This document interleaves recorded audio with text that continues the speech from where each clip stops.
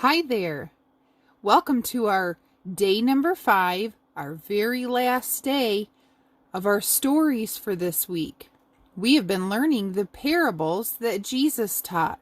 This is not all of them, but just part of them. Today's story is a story from the book of Luke.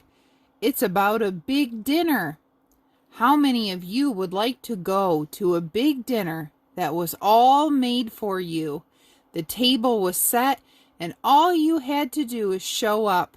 Who wouldn't want to go? The story from the Bible goes like this. A certain man made a great supper and bade many, and sent his servant at supper time to say to them that were bidden, Come, for all things are now ready. And they all with one consent began to make excuse. Jesus again is telling a large group of people a story that has a bigger lesson. The man in this story had invited many people to a supper that he had made, wanting many to come and enjoy the meal with him.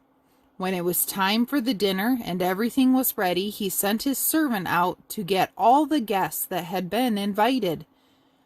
When the servant went to get the guests, all of them began to make excuses why they couldn't come. One said, I have bought a piece of ground, and I must needs go and see it. The next man told the servant he couldn't come because he had just purchased oxen and had to work with them. The third man, who was invited, simply said, I have married a wife and cannot come. Jesus says that all these men were just making excuses why they couldn't come. They didn't have to do any of the work. Everything was prepared for them. They just had to show up. Everything was ready. Jesus goes on to say that when the servant returned to his master and told him that they were making excuses and didn't want to come to the dinner, the master was very angry. All this time, the places are set, all this food, and it was going to go to waste.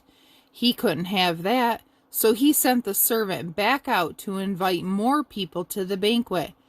The master didn't want just his friends or people that seemed important.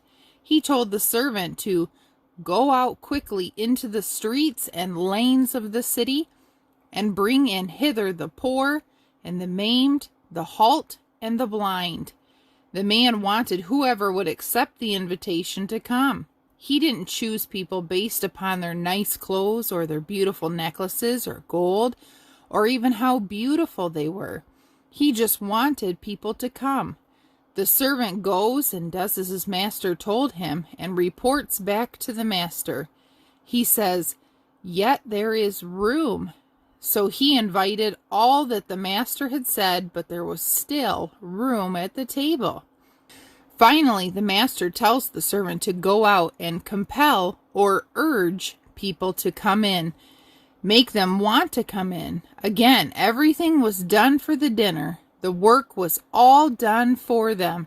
They simply had to come. And sadly, some people chose to make excuses or not show up.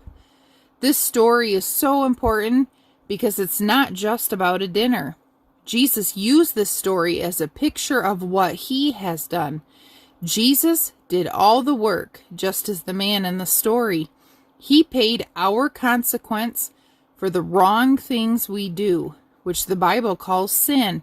Even though he had done no wrong, he suffered and died for us and rose again 3 days later, so that we could be death too if we believe in him. He has done all the work, set the table for us in heaven, and all we have to do is accept his invitation.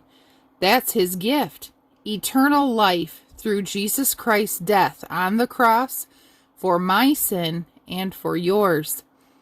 The sad part about this story is that Jesus makes it clear there are some people who won't accept the invitation. There will be some who will make excuses why they can't accept his gift right now. They are too busy or have stuff to do, but the Bible gives us another picture of a feast where people were invited and the table was set, and some came to sit at the feast. But eventually, the doors were shut, and it was too late. Make sure that you aren't making excuses for not accepting a free gift. It's not as though you have to do any work for it. Jesus already did it. He just wants you to come.